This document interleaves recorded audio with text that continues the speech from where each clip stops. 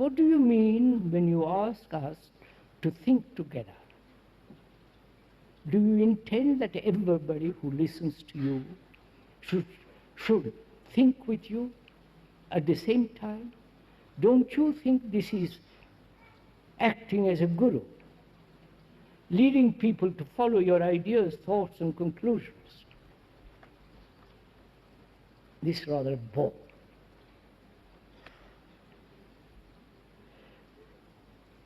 What do you mean when you ask us to think together? Do you intend that everybody who listens to you should think with you at the same time?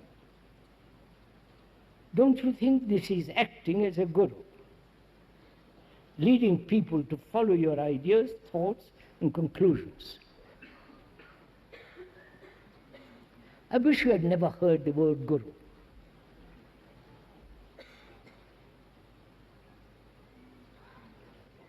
That's a discredited word.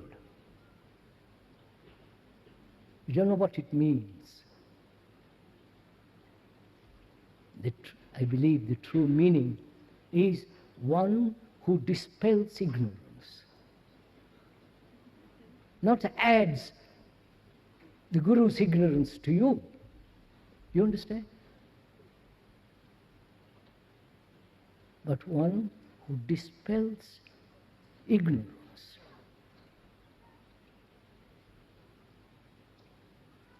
Not the ignorance of books,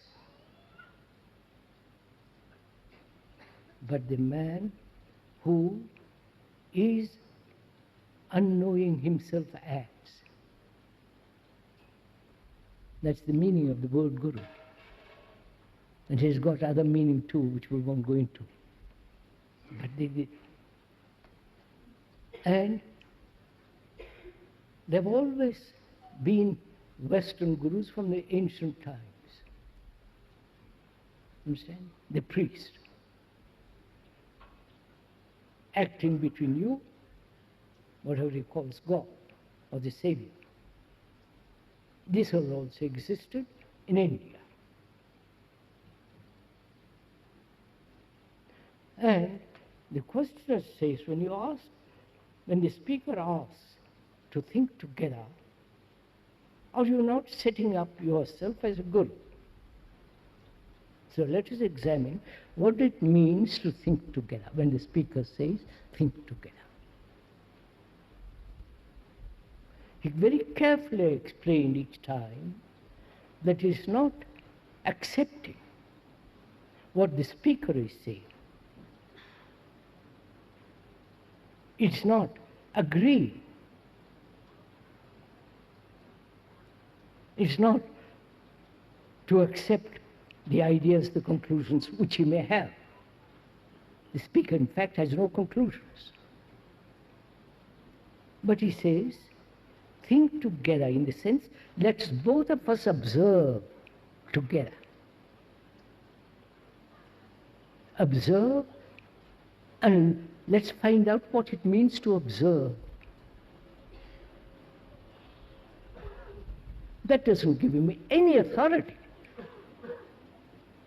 You can make him into an authority, which would be unfortunate, but he doesn't accept any authority, or have any authority, or denies any kind of following, disciples. If he is accepting conclusions, ideals and so on, have those, and is accepting disciples, then he is in a state of corruption. Whoever it is. And I for the last 60 years, I've been saying this. So please don't make me into a guru, and I won't accept you as your disciple. Because the disciple destroys the guru destroys the pupil. Yes, swallow that pill.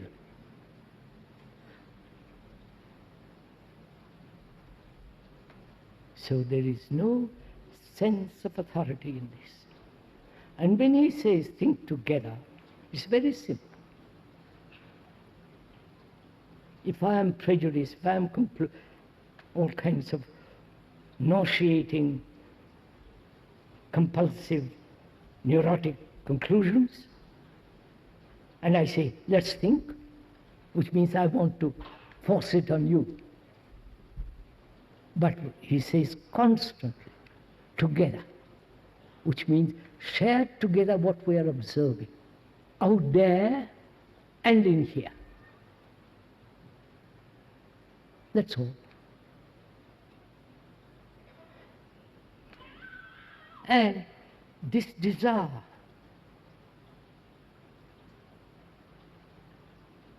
this longing for somebody to tell us, that is the root of it. Somebody to tell us how to live, how to love, how to think. That is, education has been how to think. You must think this way. And most of us, unfortunately, young and old, long for some shelter. The more romantic, the more pleasurable, the more satisfying, the better it is. Apparently, we seem to be incapable of standing alone. You know, that word alone means all one.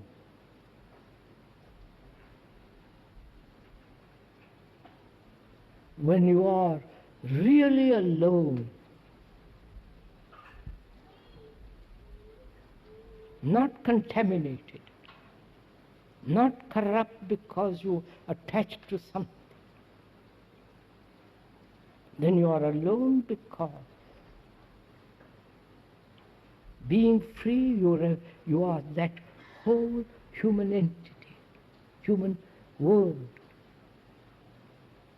But we are frightened to be alone. We always want to be with somebody, either with a person or with an idea, an image. You know what it means to be alone? It is not solitude, which is necessary. It has its own beauty. To walk alone in the woods,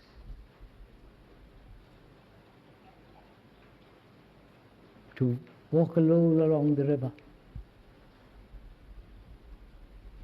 not in hand with somebody or other, but to be alone, solitude, which is different from aloneness.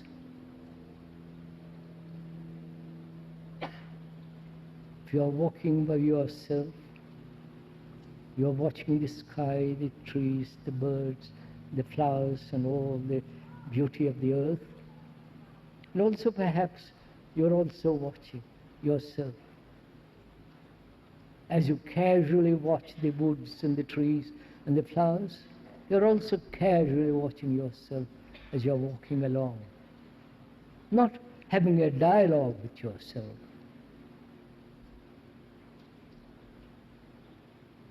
Not carrying your burdens with you, you've left those at your home. So solitude reveals your loneliness, your vanity, your sense of depression, and so on, so on.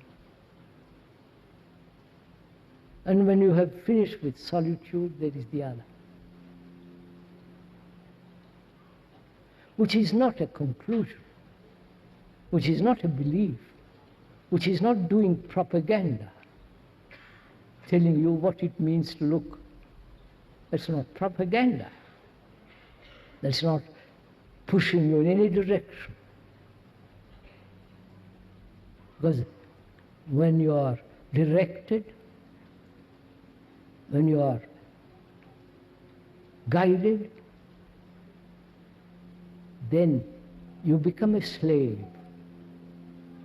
And therefore you lose totally freedom from the very beginning.